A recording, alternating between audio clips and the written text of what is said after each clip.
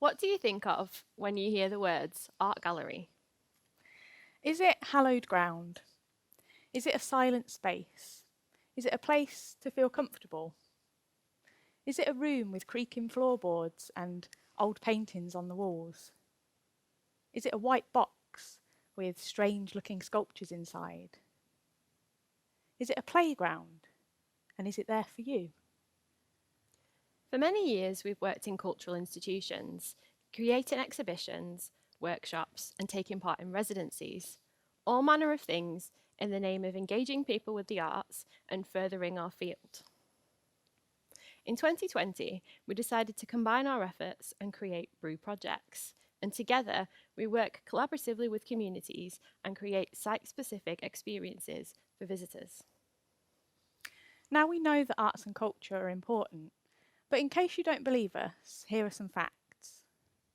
A 2019 study by the Centre for Economic and Business Research showed that arts and culture contribute £10.8 billion every year to the UK. And as well as that, they offer over 360,000 jobs. On a more personal level, the arts are wonderful at engaging with well-being. In 2015, a study completed by members of the public found that libraries, museums, and art galleries came third when ranking cultural institutions. We know that the arts are important to engaging with well-being, so what we want to do is make the arts easy to approach so that these benefits can be felt by all. So, as part of my job as a creative, I deliver craft workshops. And back in 2016, I took my bag of tricks to a community centre. And whilst I showed one lady there to make a felt flower, she asked what I do. I told her I was an artist and showed her some pictures of my work on my phone to explain. When she seemed to like them, I said that she could see the work for real life in the local art gallery. Her response was, "Oh, I didn't realise I could just walk in there and look round." This was a light bulb moment for me. Now, we love galleries and museums and the breadth and variety of cultural venues that they exist here in the UK and beyond. We know that they do so much good for their visitors. But are these spaces that we want to be in?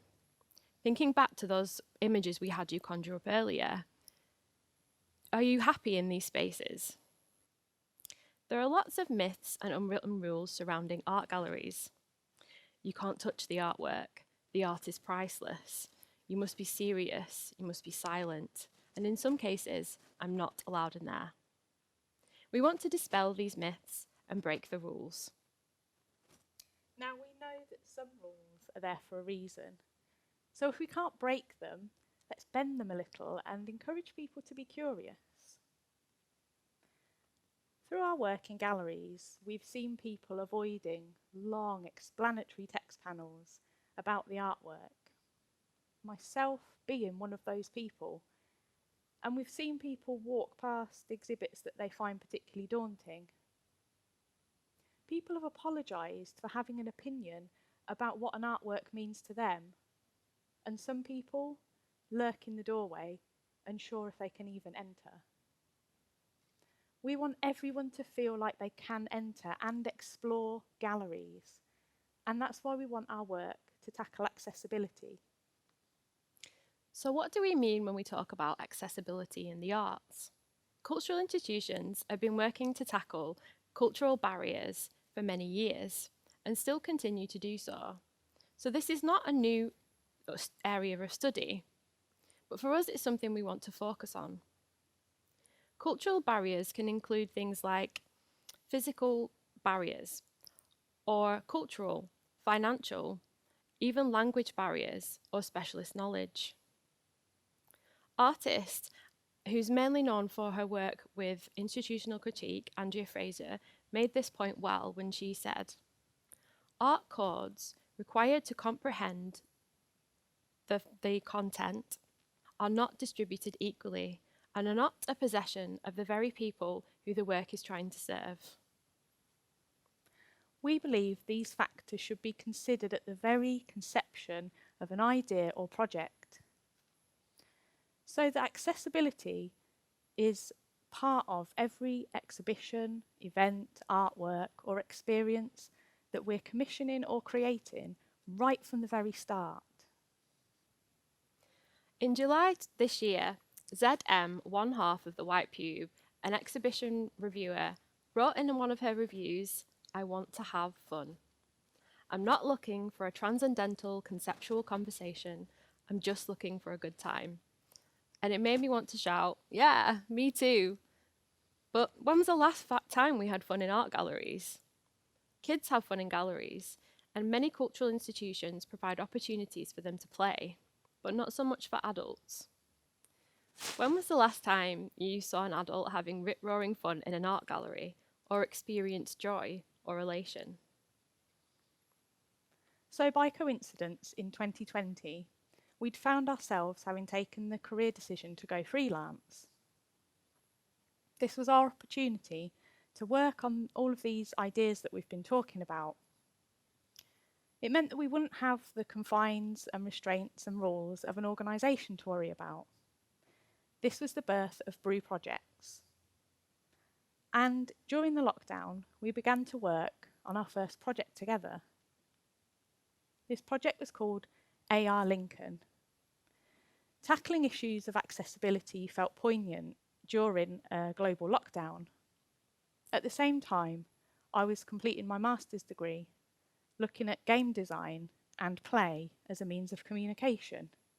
We were also both spending social time gaming, and like many people around the world, felt that this sustained us during trying times. In their 2010 book, Play, Brown and Vaughan wrote, "Play is a catalyst. The benefits of getting just a little play spread through our lives, making us happier and more productive in everything we do. We are designed to find fulfillment and creative growth through play." And we both felt these positive benefits of these activities and decided to research them further. When we did, we decided we wanted to add play and interactivity into the projects that we were planning. As well as this, we wanted to create something that people could experience from home if the lockdown still required it. We found a medium in which we could do this, combining play, interactivity, and a remote experience of art that people could benefit from at home. And this was augmented reality, or AR. Augmented reality is an interactive experience of the real world, which uses a device such as a smartphone and overlays images, sounds, animations, and other digital effects onto the real world. So, remember those access barriers we talked about earlier? Here's how we explored those through AR Lincoln. We chose a centralised city location and one that could be accessed easily by visitors, and created artwork that was easy for them to access. We designed plinths that were at eye level so that children and wheelchair users could see and access the artwork easily. We engaged the senses and provided opportunities for people to touch, smell, and hear the artwork. 88% of people aged over 16 carry around smartphones in their pockets, and so we decided to take advantage of this. We used Snapchat alongside mobile phones. We provide opportunities for people to use our own devices if they did not have their own. We employed our artists and our project assistants to work alongside us during the exhibition so that they could explain the artwork quickly if people only had a few moments. We considered literacy and created audio guides so that people could listen instead of read the text panels. Specialist knowledge was a big barrier for us that we wanted to tackle. Our gallery had no doors, which meant that people could come across the exhibition on the high street, and meant that people that wouldn't normally step into a venue would see what we were doing and have their curiosity piqued. 56% of our visitors told us that they had just been walking past and came along to see what was happening. 100% of our visitors told us that they'd never been to an event like this before. We tried to use accessible language in our text panels and our audio guides. And when we spoke to people, we used the sort of conversational tone to make the experience informal and friendly. We were there alongside our artists and our assistants so that people could meet the people that had made the artwork and that had put the exhibition together to help demystify the arts a little. 96% of people told us that our team being there was the thing that helped them understand the experience the most.